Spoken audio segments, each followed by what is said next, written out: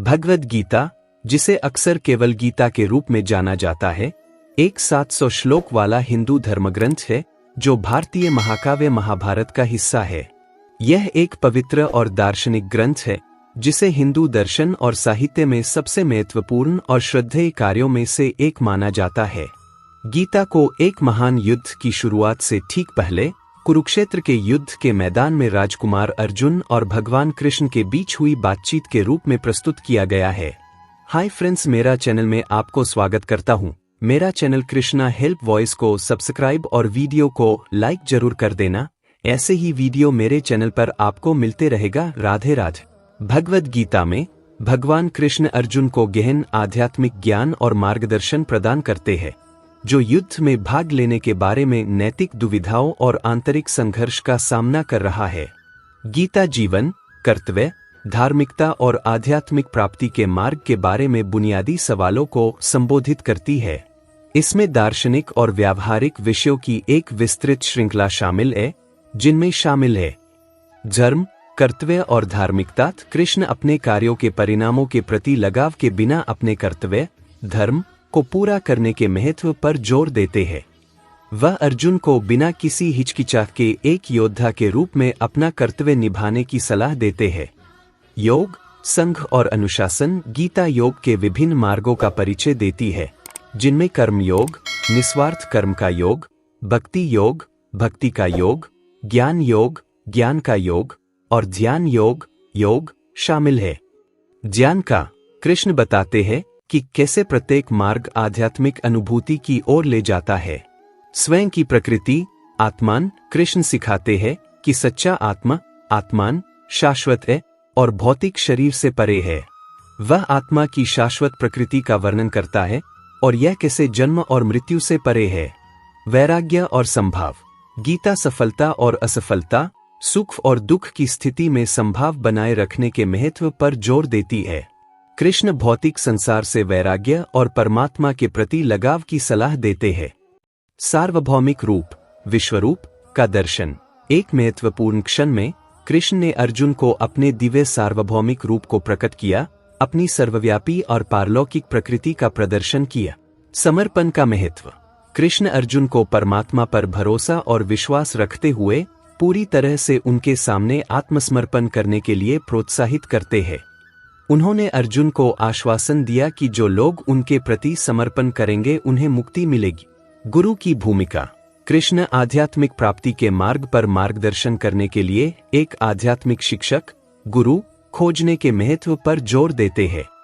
विद्वानों, दार्शनिकों और आध्यात्मिक साधकों द्वारा पूजनीय भगवद गीता दुनिया भर के लोगों के लिए प्रेरणा और मार्गदर्शन का स्रोत बनी हुई है। भगवद गीता एक पवित्र ग्रंथ है जो हिंदू धर्म के महान ग्रंथ महाभारत का हिस्सा है।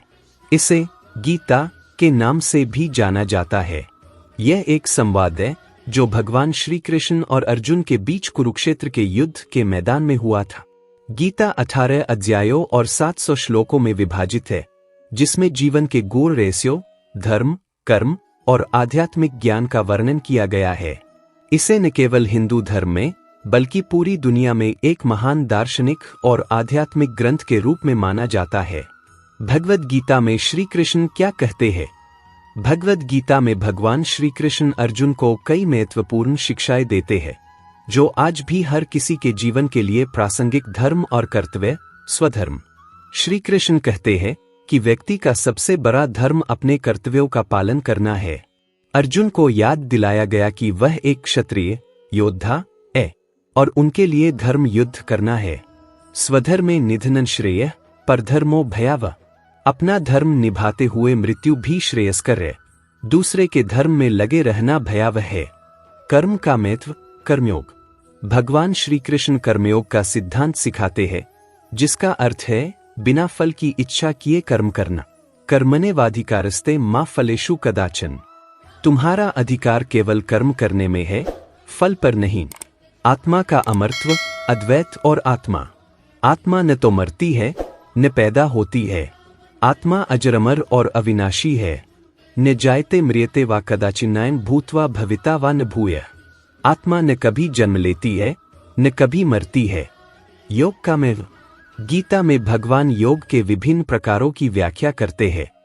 कर्मयोग, निष्काम कर, ज्ञान योग, आत्मा और ब्रह्मा का ज्ञान, भक्ति योग, भगवान की भक्ति। श्री कृष्ण कहते हैं कि भक्ति योग सबसे सरल और श्रेष्ठ मार्ग है। मामेकं शरणं व्रज, सिर्फ मेरी शरण में आओ। मन और इंद्रियों पर नियंत्रण। श्री कृष्ण सिखाते हैं कि मन और इंद्रियों का नियंत्रण सफलता और शांति की कुंजी है।